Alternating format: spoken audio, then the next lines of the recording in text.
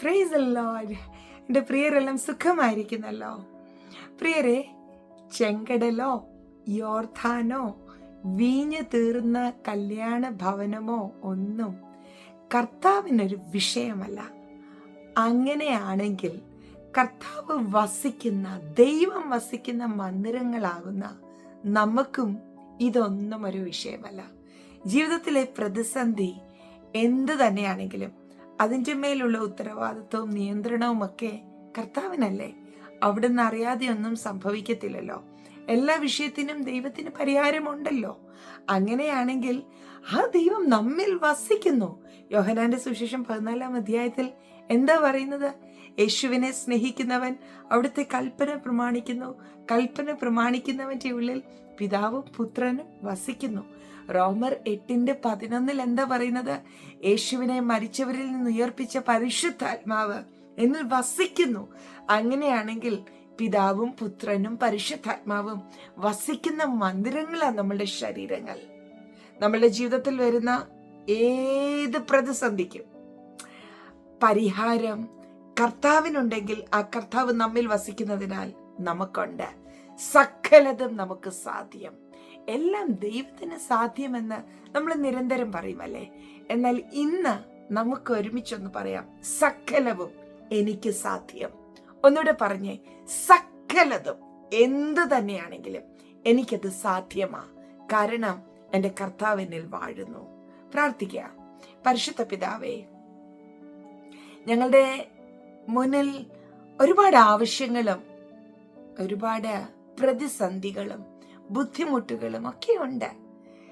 എന്നാൽ അതൊന്നും അങ്ങേക്കൊരു വിഷയമേ അല്ലല്ലോ. പ്രത്യേകാൽ കടുത്ത സാമ്പത്തിക പ്രതിസന്ധിയിൽ കടന്നു പോകുന്നവർ എന്നോടൊപ്പം പ്രാർത്ഥിക്കുന്നു. മുന്നിൽ ഒരു വഴി കാണാതെ ഭാരപ്പെടുന്നവർ എന്നോടൊപ്പം പ്രാർത്ഥിക്കുന്നു. കുടുംബജീവിതത്തിൽ വലിയ പ്രതികൂലങ്ങൾ അനുഭവിക്കുന്നവർ എന്നോടൊപ്പം അങ്ങയോട് പ്രാർത്ഥിക്കുന്നു. അപ്പാ, അങ്ങയുടെ മുമ്പിൽ ഈ വിഷയങ്ങളും ആവശ്യങ്ങളും ഒക്കെ എത്ര നിസ്സാരമാ. അങ്ങൊന്ന് നോക്കിയാൽ, അങ്ങയുടെ കരമൊന്ന് നീട്ടിയാൽ, അങ്ങൊരു വാക്ക് പറഞ്ഞാൽ ഇവയ്ക്കെല്ലാം പരിഹാരമുണ്ട്. അങ്ങനെയാണെങ്കിൽ അങ്ങ് ഞങ്ങളിൽ വാഴുന്നതിനാൽ ഈ വിഷയങ്ങൾക്കെല്ലാം പരിഹാരമുണ്ട്. ഈ വിഷയങ്ങളെല്ലാം ഞങ്ങൾക്ക് സാധ്യമാണെന്ന് ഞങ്ങൾ വിശ്വസിക്കുന്നു. അത് ഏറ്റുപറയുന്നു. ഇപ്പോൾ തന്നെ ഏത് വിഷയത്തിൽ ഭാരപ്പെടുന്നോ അതേ വിഷയങ്ങളുടെ മേൽ എൻ്റെ കർത്താവിൻ്റെ കരം ചലിക്കുന്നതിനായി സ്തോത്രം. ഹല്ലേലൂയ. സകലതും ഞങ്ങൾക്ക് സാധ്യം എന്നുള്ളൊരു ഉറപ്പും ബോധ്യവും എന്നോടൊപ്പം പ്രാർത്ഥിക്കുന്ന എൻ്റെ പ്രിയപ്പെട്ടവരിൽ ഇപ്പോൾ ഉണ്ടായി വരട്ടെ. ആരും മാനസികമായി ക്ഷീണിക്കല്ലേ അപ്പാ. എല്ലാവരും ധൈര്യപ്പെടട്ടെ, ദൈവിക സമാധാനത്താൽ നിറയപ്പെടട്ടെ. ഞങ്ങൾ അങ്ങയെ സ്നേഹിക്കുന്നു, ഒത്തിരി സ്നേഹിക്കുന്നു. എൻ്റെ പ്രിയരെല്ലാം ഇപ്പോൾ ധൈര്യപ്പെടട്ടെ. താങ്ക് യു അപ്പാ. മഹത്വ അപ്പായിക്ക് യേശുവിൻ നാമത്തിൽ തന്നെ ആമേൻ. പ്രിയരെ, നമുക്ക് ഒരുമിച്ചൊന്ന് പറയാം, എല്ലാം എൻ്റെ ദൈവത്താൽ സാധ്യം. ഒന്നുകൂടെ പറയാം, എനിക്കും സകലതും സാധ്യം. Praise the Lord. 888 പിന്നെയും പറ.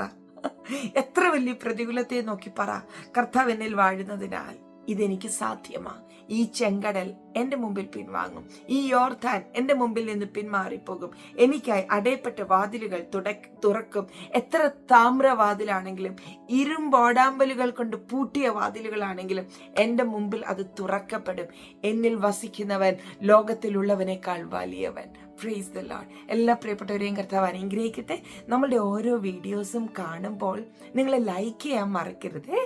ലൈക്ക് ചെയ്യണം. അതുപോലെ പരമാവധി നിങ്ങൾക്ക് ഇത് എത്ര പേരിലേക്ക് എത്തിക്കാമോ അത്രയും പേരിലേക്ക് എത്തിക്കുക, ഷെയർ ചെയ്യുക. ആരെങ്കിലും സബ്സ്ക്രൈബ് ചെയ്യാതെ ഇത് സന്ദേശം കേട്ടുകൊണ്ടിരിക്കുന്നെങ്കിൽ ഇപ്പോൾ തന്നെ അതൊന്ന് സബ്സ്ക്രൈബ് ചെയ്യാനും മനസ്സ് വയ്ക്കണേ. കർത്താവ് എല്ലാവരെയും അനുഗ്രഹിക്കട്ടെ. നമുക്ക് അടുത്ത ദിവസം കാണാം.